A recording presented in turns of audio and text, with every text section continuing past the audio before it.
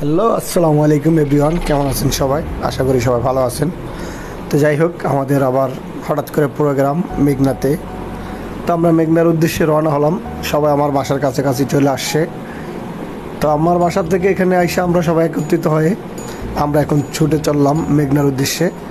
মেঘনা যেয়ে সকালে নাস্তা শেষ করে আমরা ওখান থেকে আমাদের সোহেল ভাইয়ের খেলার বাসার ওখানে যাব।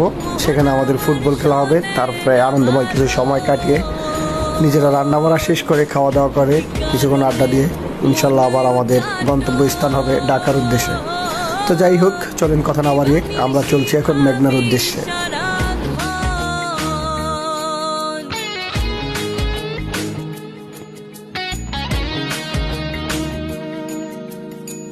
বোঝাইলে